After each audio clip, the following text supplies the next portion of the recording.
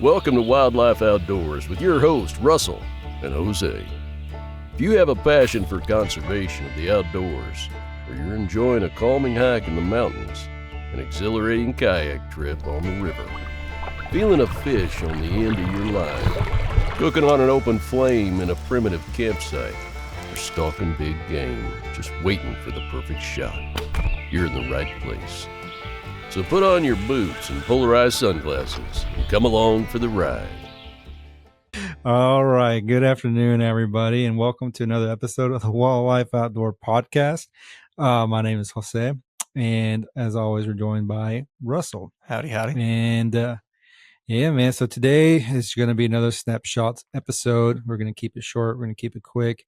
Or we're going to try to, anyways. But yeah, so I think what we're going to do is we're going to do a little quick weekend recap, and then towards the end of the podcast, we're going to play a little game that we've been actually meaning to play for some time. We just haven't got around to it. So we'll just see how that goes. Yep. But you want to kick off the weekend recap, Russell? I feel like you and your family had quite a little adventure. Dude, we did. It was fun. So I wanted to try to get on the white bass. And so I talked about that when we did our live fly tying. And it's just a little too early here. We had another cold front blow through. Reached out to a couple of my guide friends, and they said the whites just aren't quite running yet. So I didn't want to take my kids out and deal with kayaks because I was going to let my oldest ride on her own kayak, and then the youngest was going to be on my kayak. And I didn't want us to be trying to chase around, trying to find any fish for hours and then maybe not even catch any, especially since it was going to be Adeline's first time actually like fly fishing. And Peyton just hasn't really been that interested in it lately. So didn't really want to burn them out on trying to chase them. So I figured we'd probably do best going to an urban creek here in Hot Springs. And so we went to Hot Springs Creek, which is just a little tiny creek that runs through the middle of town. And dude, we tore up the freaking brim, like catching all sorts of red ears and long ears and green sunfish, and hell, Peyton even caught a freaking creek chub on the fly.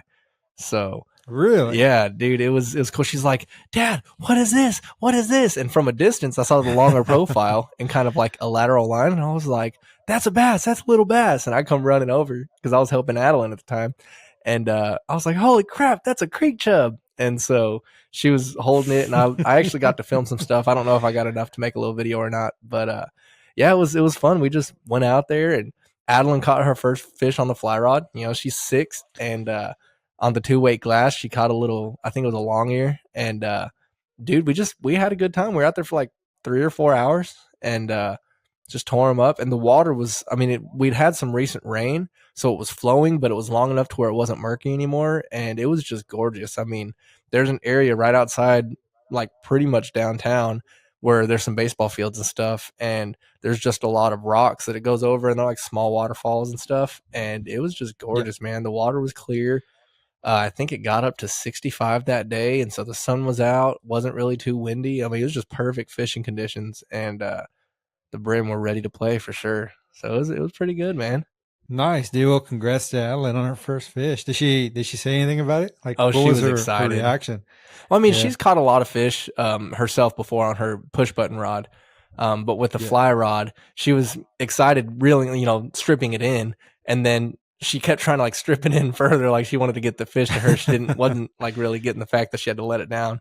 But when I let her hold it, she got to throw it in herself, and she gave it a little kiss and threw it in. And I think she caught like probably 8 fish, and almost every single one she wanted to give a kiss before she threw it in. And she was just loving it, man. She's been asking to go fishing for the past couple weeks, so she was happy to get out there. Man, that's so awesome. Has she said anything about it since? Yeah, she's talked about it. And then when I dropped her off with her mom, she told her mom about it immediately. And yeah, she was just having a good time. And it was weird because Peyton, every time I've asked her, she hasn't wanted to go fishing. And I mean, I get it. She's a 14-year-old girl. Like, they're not really into that often. So I wasn't going to force her to go. And so I told her, I was like, hey, tomorrow me and your sister are going to go fishing for a little bit. Like, you're welcome to come. You don't have to. I'm not going to force you if you want to, stay home or whatever. And she's like, no, I want to come. I was like, sweet. Like, I'm going to have both my girls out there. And I think the last time we fished, it was kind of one of those, one's getting tangled, then the other one's getting tangled, and then the other one needs help, taking the fish off the hook. And we bought worms this time. we ended up not using them. Even though Adeline had her push button, I just threw a fly on her push button, and she was catching fish with it. And so we weren't even using bait. They were just using little flies that I tied up. I tied up some peacock herl little midges and zebra midges and stuff, and everything we caught was on a size 16 or smaller, maybe a size 14. And so we were catching everything on flies, either on the fly rod or on the push button. So it was good, man. And I didn't really have to untangle anything. Peyton only got tangled up one time when we were walking between. We had to cross a road and go under a bridge and stuff. So when we were walking, she got tangled up a little bit, but that was it. So it was probably like the best fishing experience I've had with both girls. Man, that's awesome. So did Peyton have a kind of a change of heart? Did she have a good time out there? Yeah, she did have a good time. But I think she went in pretty open-minded as it was, because I was every time I've asked her previously, she didn't want to go, but this time she seemed kind of eager to go, kind of excited to go. And then I was talking about, well, maybe we'll go get something to eat before we go. And she's like, no, I just want to go fishing. So she seemed like she kind of wanted to go out there. And then she really didn't want to stop at the end. Like Adeline was like, Dad, because there's a little outdoor workout area outside one of the playgrounds. And Adeline loves going to that. And it has like little machines that you use body weight on. And she kept asking, she's like, Daddy, can I go work? Can I go work? I was like, oh, you want to go to the workout equipment? And she kept wanting to, but Peyton was like, no, we're fishing. Like Peyton wanted to stay fishing. So it was nice to see that she got out there and was actually having fun. And I think her thing is if she's not catching, she's over it quick. But if she's catching fish, like she just wants to continue to stay out there. So it was awesome. Man, it was awesome. A really good weekend because of that. Dude, heck yeah, that sounds awesome, man. I'm glad y'all had a good time. Me too. Really, and I'm glad I got some of it on film too. So hopefully if I can't make a full video of it, I'll definitely have some reels to put out and stuff like that. So. Oh, heck yeah. Yeah. What about you? Cool. What'd you do this past weekend? Not a dang thing. Damn it, Bobby. No, on Saturday I went to go help my friend's dad do some stuff around his property. He's getting ready to leave to Nicaragua. That's where his wife is from, and they got a little place up there. And so they go periodically to go check on things, see how everything's going, and just to kind of get away for a bit. So they're getting ready to leave, but he wanted to get his plant. They were going to be gone for I think 2 months, if I'm not mistaken. But he wanted to get his garden started before he left. I see. And so he has a raised garden bed out there. So we put in some stuff, and then we're going to till it up and everything. Just make sure get everything ready for the plants that he bought. And there was a pipe that had burst, and because he's got like a little irrigation system out there. One of the pipes had like come apart. The glue just gave way or whatever, and so it was flooding overnight, and he didn't know. And the pipe that burst was downhill, so it flowed straight into the garden bed, and it was just totally flooded, man. And that soil retains water like crazy. So I'm running the tiller trying to get everything going, and it was just bogging down with the mud. It was not happening. So we just called it for the day, and I'm actually gonna head back out there this weekend it should have dried out by now, hopefully anyway. So we're gonna try and do that, get his garden and everything set up before he leaves. Nice. And so that was Saturday. Sunday I went out to go take some photos for a friend. They have an arena where they do like rodeo events and such, and so they're trying to revamp their website, and they wanted some photos to kind of show the arena and the different things they have to offer. And so I went out there, and that got a little squirrely. There's some drama that went down, but I won't talk about that here on the podcast. I don't want to put their business out there, but and it's not their fault. It was just an interesting chain of events that happened. Yeah. And but yeah, so many things. But turned the photo shoot pretty exciting. But yeah, it was fun. It was good. Did that. Came back home. That's it, man. I have not had a chance to go fishing. I've been wanting to. So I've just been tying flies in the meantime. I've been on a little streamer kick. I've just been kind of experimenting with things, and just been doing that, man. Since I can't fish, I'll just do fish related things. So I'm just tying. Dude, you've been tying some sick streamers. I appreciate it, man. It's been fun. It comes and goes in waves. Like there are days, like probably. So prior to Trout Fest, I hadn't sat in my vise or at my tying desk in, man, probably months. And I don't know why. I just didn't feel like tying for the longest time. But went down there, met some folks, saw some awesome tires, was inspired, and it's just like I've been trying to tie at least one fly a night here, and just to kind of, I guess, get back in the swing of things and everything, and also like it does help calm the mind and help me unwind. So there's that. But yeah, man, that's pretty much it. That's awesome. Pretty much it. I'm gonna try and get out and do some fishing this weekend if I can. And Sarah actually finally, we talked about going fishing. I think she's about ready. She's about at that Nice. point. So we talked about it the other day. So we got a little bit of a cold snap this week here in Texas. So hopefully when it warms up, she's a fair weather outdoors person. If it's too hot or if it's too cold, she ain't going outside. Right. So we gotta wait for good temps and things, and so we're gonna try hopefully here pretty soon. Nice. Yeah, we're getting some warm weather. So we had a cold snap here too. Today it got down to the 30s, and we had some type of, I don't know if it was winter precipitation or hail, but there was ice falling from the sky. And I'm like, why is this happening? It was 75 degrees a couple days ago. But dude, this weather's insane. It is. And then I think this weekend it's going to get up to like 70 something again this weekend. So it's just a lot of back and forth, probably making the fish go crazy. That false spring got some of the fish moving, and then now it's like they're bedding back down or getting down to deeper water and just trying to stay warm, and hopefully they get active again in a couple weeks. So dude, I know we had like a fall spring or like first spring, I guess. Mhm. and then it just got cold again. Like my roommate, he went fishing at a local pond. He's like, dude, the big bass are starting to move up. I guess they're getting ready to bed, because he said he lost 2 nice ones. Really? And yeah. And he said he had a panfish on. I don't know if it was a bluegill or what, but he had a little panfish on. And as he's bringing it in, a bigger bass came and like tried to eat it. So they're getting aggressive. They're getting ready. I guess they're getting ready to spawn. So trying to put on some weight or whatever. Right. But now should be a good time to get on some fish. I just need to actually have the time to do it. Ain't that the truth? Dude, have you seen any of Grant's posts lately? Grant Powell? Dude, that guy's him and his buddies been tearing them They up in the have. hill country. It's nuts. Some dude. nice ones. Makes me so I freaking know. jealous. And then did you see his post yesterday with the freaking crawfish etouffee he was making? Yeah, Bastard. man, it looked really, really good. I messaged him. I was like, you gonna make some crawfish jambi? And he said, hell yeah. And he's like, well, actually it's etouffee. But I was like, dude. And then, so that bag, he had crawfish tails, which I guess is a shout out to freaking HEB, man. They have bags of crawfish tails at HEB. And so I asked him where he got them. He told me HEB. I was like, damn. We don't have that here.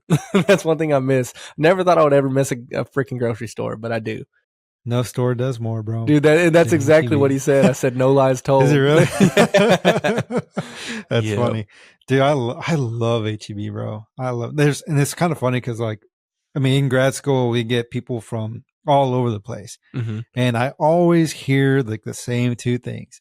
Even if they're not a big fan of Texas, they say the same 2 things. They're like, man, you Texans do 2 things right: Bluebell ice cream and HEB. Yep.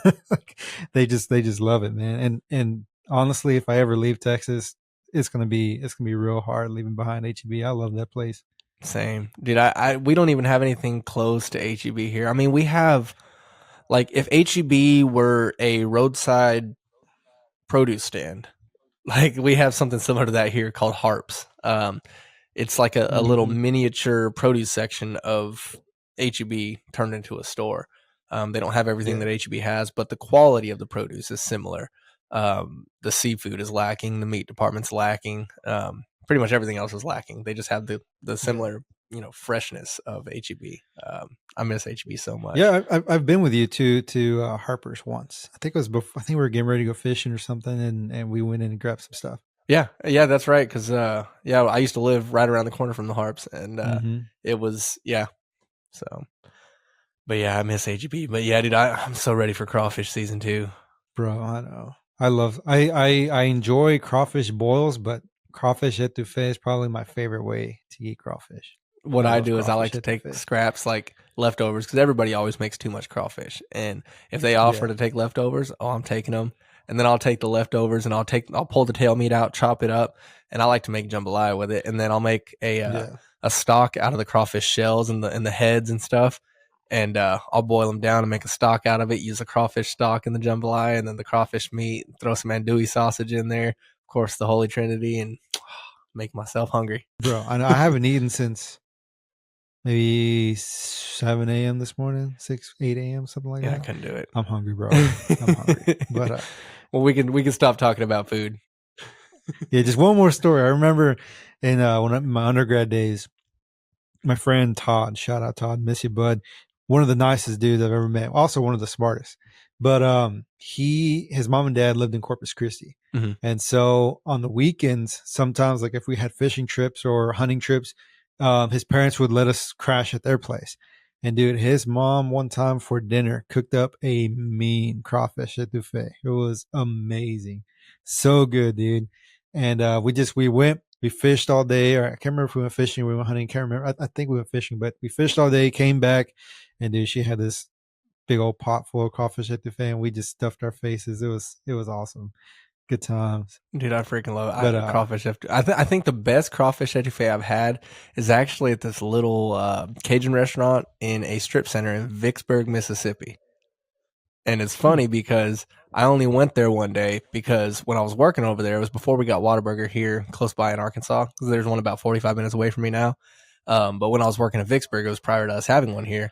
And so anytime I saw Whataburger, if I went back to Texas or there, I was like, oh, that's what I'm getting, definitely. If I got there in breakfast time, I'm getting it for breakfast and I'm getting it for lunch. Like, I love Whataburger. And one day I went and their card machine was down and I didn't have cash. And I was just like, man, I'm not going to run and get cash and come back. So I looked up what else was there, and there was a little Cajun restaurant. Can't remember what it's called, but it's across the highway from there in Vicksburg from the Whataburger, and it's in a little strip center. And I walked in, and people are just friendly as could be. And I went in there, and it was like a tour of the bayou where you got the crawfish etouffee, and I got red beans and rice, and I got fried pickles. I got like 4 things. Dude, that crawfish etouffee was the best crawfish etouffee I've ever had. It was so freaking good. And I haven't worked in Mississippi in a couple months, and I think next time I go back, I'm definitely going to get that. Heck yeah, man. Now I'd like to kick it to today's sponsor, Foretold Coffee Company. Elevate your outdoor adventures with Foretold Coffee's premium single origin coffees, meticulously roasted to satisfy both specialty coffee professionals and nature enthusiasts alike. Founded by former airborne cavalry scout Joshua Sandoval, his mission is to bring the mountains home with every cup. Experience their 3 flavors, Peruvian cocoa, El Salvadoran bourbon, and Mexican honey, which is my favorite. So check them out at foretoldcoffeeco.com. Yeah, love Okay, some crawfish. so I think we've kind of veered off topic a little bit. So I guess we can bring it back. So the other thing that we wanted to do for today's snapshots was play a game. So there's a game that's been going around. I mean, to be fair, I think you and I are probably a little late to the party when it comes to this game. Right. I mean, I've seen a bunch of videos on Instagram, YouTube, whatever, but essentially I believe the game is called Say the Same Thing. And the basic premise is that Russell and I will say a word at random and at the same time. And they're very likely going to be very different things, right? Mm-hmm. But we have to try and identify a common thread. I mean, we can't give each other hints or anything. We just kind of we can just have like a general conversation about it. But the next time we say a word, that word should be related to some way that the first 2 words were related, right? Yep. So some common thread, and we keep doing this with the ultimate goal being that we will eventually arrive to the same word. Yep. And so yeah, and it looks like a lot of fun. I'm terrible with word association games, but we're just gonna have fun with it anyway. But and we talked a little bit about it beforehand, so I think we're gonna set some ground rules. One being that we should stick to, since we're an outdoor podcast, outdoor related things. But it can be anything within the outdoor space. So it can be anything hiking related, camping related, fishing or hunting, whatever. And then we're gonna, I think, to make it even more interesting, we'll give ourselves a maximum of 5 tries. So we have 5 chances to try and get to the same word, and we're gonna see how that goes. But yeah, that's basically the premise. And also, fun fact, you remember that band OK Go, Russell? Yeah. They had that music video where they're jumping on the treadmills and all that, like dancing on the treadmills. Yeah. Bro. Well, number one, awesome music video and great song. Number 2, as far as I can tell, they're the ones that started this game. Really? They have a video. Dude, they have a video on YouTube that is 10 years old talking about this game. Interesting. That's that one song that Here It Goes Again or whatever is with the treadmills. Is that what it was? Interesting. Yeah, 10 years ago? That's crazy. 10 years ago on YouTube. Crazy. Are they even still making But, music anymore? I haven't heard of them in forever. Yeah, that's a good question, man. I don't know, but I love that song. That's a good song. It's super catchy. For real. So when we do this, are we going to count down 3, 2, 1 and say it? Or how are we going to do that?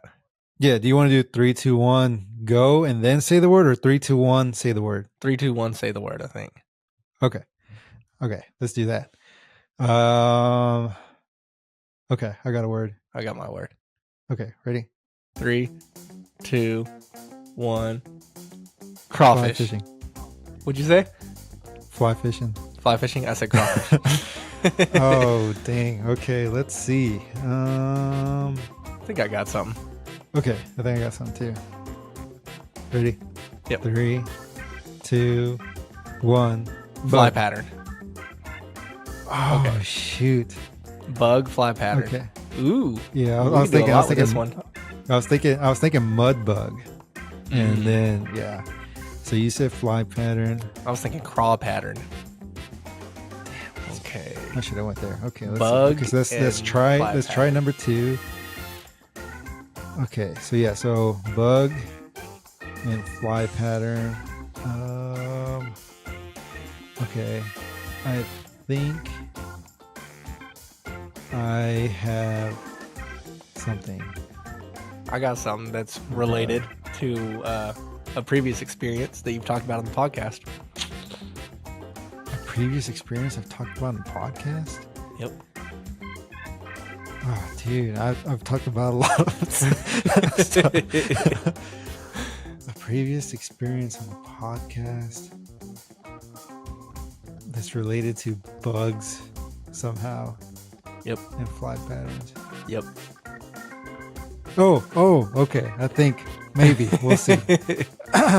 Okay, so this is try number 3. Okay, ready? 3, 2, 1. B. Lano bug. Ah, shit. What'd you say? I said a B. I said Lano bug. Your first carp experience. Son of a gun. B and Lano bug. This is tough. Bro, we suck, man. We do. Oh. Okay, so number. This is our last try, isn't it? This is try 4, I think. Okay. Well, let's see. Okay, so because I said fly fishing, and then I Said said mud crawfish. bug, and then I Fly said pattern. B. Okay, and then I said So, Lano so this bug. is 4. Okay. Great. Okay. Yep. So what was again? So we have B. Lano no, bug and B. Yeah, Lano bug and B. Okay. Okay. I There's think- something that's related to both of them. I think I got something. Maybe Lano bug and B. There's a few different directions. I can go. There's a commonality between the two. That's what I'm thinking of. Okay. A I think I typical. might It's know. not 100% a commonality, but a typical commonality. Okay. I think I might know. I don't have an idea. We'll see. Are you ready? You want to count it down? 3, 2, 1. Yellow. Terrestrial. Oh, shoot. Hey, terrestrial is a commonality, but I figured both of them typically have So yellow. is yellow. Oh, my goodness gracious. Yellow Okay, terrestrial. yellow terrestrial. I think we can do this. I think we can. I think I got something in mind. Yellow terrestrial. This is our last chance right here. We gotta Make get it or break it. Okay. Okay. Yellow terrestrial. Yeah, man. Just say whatever hops in your mind first. Okay. Okay. right. You want to count it down? Sure. Ready? 3, 2, 1. Grasshopper. We got it. I picked up your little hint. We cheated. Dude, that was I mean, That was tough. we had to get a little desperate. Dude, it was We harder did. than I thought it'd be. Dude, it's a lot harder than I thought. Because normally me and you are on the same brainwave. Like, I can't name how many times that we finished each other's sentences, but this word association, like on cue, is difficult for sure. Yeah. Dude, it's crazy. But it's so interesting because it kind of shows where how our brains operate a little bit. But Right. yeah, I mean, it's wild. All right, you want to It do the is. next one? Yeah. Let's. So do you want to try to do, it has to be outdoor related overall, or do you want to do like tighter categories? Like that one, we pretty much stayed on fly fishing. Yeah. You want to try to do a hunting one now, or you want to keep it pretty vague? Yeah. Let's do a categorical one. We can do hunting.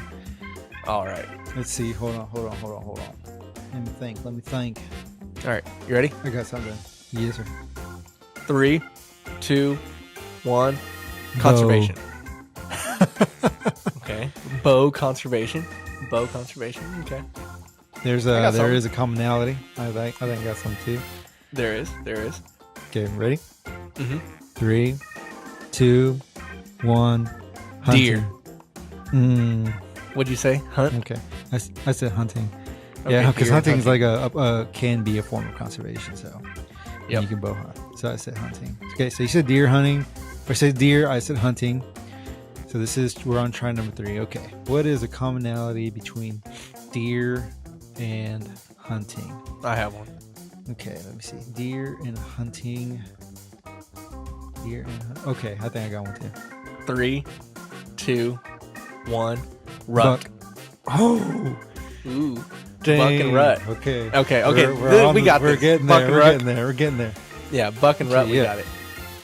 For sure. I hope. We'll see. All right, ready? Yeah. 3, 2, 1. Doe. Got it. Solid. That one had to Solid. point in the Solid. same direction. We got Yeah, that one in dude. 4. I mean, come on. Why are bucks running? Come on. Right, exactly. So funny story. Actually, I was talking to a guy at work today, and he went out with another one of our coworkers fishing this past weekend. And I asked him, I said if he's ever been turkey hunting, because I want to try to get out and go turkey hunting this spring. And he said they were out there fishing, and they heard just like a bunch of commotion.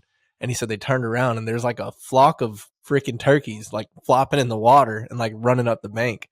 And they were like, what the heck? And then about 5 minutes later, they heard the same thing. They turned around, and it was a bunch of freaking jakes just chasing them up there. And he was like, what? He's like, y'all are a little early, but, they're young and, they got those hormones going. But I was like, dude, I guess so. that means they're out there. So I'm excited. I want to try to get out There there you and go. do some public land turkey hunting this year. Heck yeah. I don't know any places here in Texas that have public land turkey. I don't know if I'd want to hunt public land turkey here. Gets pretty rowdy, I imagine. I would assume so. We have so much national forest over here and stuff like that I think it's pretty sparse. There's areas though where another one of my coworkers, he goes and he hunts the same WMA every year, and he said that he located some last year out scouting and remembered that spot and went out there opening day, and there was already 3 trucks parked at his spot. I was like, that sucks. But that's one specific area, and it's a really small WMA. So I'm thinking if I go to national forest, it might be a little more out, widespread. Hopefully, you'd think. Yeah. But I need to learn how to owl Nice. hoot. I've heard owl hoot, like especially up here in the Washtas and the Ozarks, that you can actually get some turkeys going nuts if you can do a good owl hoot. Dude, isn't that crazy? It is. I've heard that too, and I've seen videos on YouTube, like people doing it. It's wild. It is. It's pretty cool. Can you pretty use a cool. diaphragm call? Are you asking me? Yeah. No, dude. I've tried, and it is, for me, it was very hard. It was very Same. difficult. I can't use them. I've used box calls and slate calls, but I cannot figure out a diaphragm for some reason. I can't either, man. It's weird. I guess it's also, but some people are so good, dude. It just goes to show like how good they really are. Cause I struggle, man. I bought, so whenever my only turkey hunting experience, I had bought a slate call, and I bought, maybe it's because it's a cheaper diaphragm too, but I bought a fairly affordable diaphragm, and I practiced a lot with the slate call, and then I started trying to practice with a diaphragm. I'd get a couple like squeaks that sounded nothing like a turkey. I just gave up, and I was like, man, I'm just gonna stick with the slate call, and that's what I did. I haven't picked up a diaphragm since. Yeah, I don't even know where mine are at. Mine are probably packed away somewhere, but yeah, I think they have at Sportsman's Warehouse. I saw that they had a kit that came with a slate and diaphragms, or a box and diaphragms. I might do that. Just so I'm not spending too much on diaphragms, because I have never been successful. But hell, I've been more successful calling in turkeys with just my mouth than with any type of call. Did I tell you about that when I used to work for the county paving roads? Yeah, I was just about to ask you about that. Yeah. Freaking called That's him in wild, from dude. probably like 100 yards, and he came within 25 yards. I was out there just sitting on my pneumatic roller calling him just with my mouth. So Nice. Yeah. But I think we're getting pretty close on time, so we should start wrapping it up. And I'd hate to end it on a somber note. However, I think there is a good reason to do so. Before we sign off, this is, as of today, 2/29/2024, the last day in February. I'm sure many of you have heard about it already, but there are some really, really bad wildfires that are occurring here in the state of Texas. I mean, over 1 million acres burned. As far as according to the last update, it's only 3% contained. The burn itself, it's larger than the state of Rhode Island. If that just kind of puts things into perspective for you. So far, astonishingly, only 2 people have passed away, but still, I mean, that's very unfortunate. May they rest in peace. And the crazy thing is, we're gonna have, I mean, with the warming temps that we're gonna have, there's also going to be some winds that come with it, and that both those things does not lend themselves well to fighting a wildfire. So, I guess we'll just send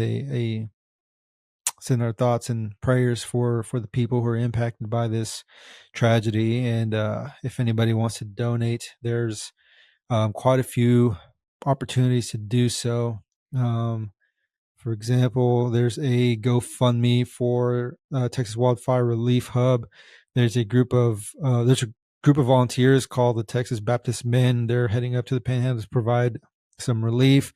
There is a state fund that is being set up for ranchers who have been impacted by this disaster. And there's also a drive going for livestock supplies, such as feed and hay and things like that. So if you're wanting to donate, to help out in any way, there are plenty of opportunities to do so. But just wanted to share that with folks just to keep them in mind. And yeah, so I guess that's our message. Sorry to end it on such a tough note, but I don't feel like, considering how things are going, it'd be appropriate to not mention it, Exactly. But, and it's one of those things to where it's affecting a lot of ranchers, and that's their livelihood. That's their whole life. That's all they have, and they don't have anything to fall back on or any way to recoup. So any help that y'all can give is greatly appreciated by everybody that's affected. Secondary to that, it's kind of a big deal because in Carson County, there's a area that they assemble and disassemble nuclear warheads and stuff like that, and the fire is creeping in on that location. So if I'm not mistaken, if I read correctly, there's over 20,000 plutonium cores there, and it could be a very bad thing if that area ignites. So everybody just, if you're in the area, pay attention to the officials. If you need to evacuate, make sure you evacuate, because it could turn into a very, very bad situation. As far as I can tell, it's not looking like it's they're not thinking that anything is going to happen. They've kind of tried to get ahead of it. But watch the news or pull up, anything the officials may say, and look for updates if you're in that area in the Texas Panhandle, anywhere near Amarillo. So I think that location is in Carson County. So y'all keep an eye out for that as well. Yep. Well, everybody, if you've made it this far, hopefully we didn't bore you and things, but just we appreciate you listening in and spending some time with us. And I hope you all have a good weekend, and we'll chat some more next week. Yep. We'll catch y'all next time. This has been Wildlife Outdoors. Thanks for listening. Follow us on Facebook at Wildlife Outdoors and on Instagram at wild.life.outdoors. Let's go live life on the wild side.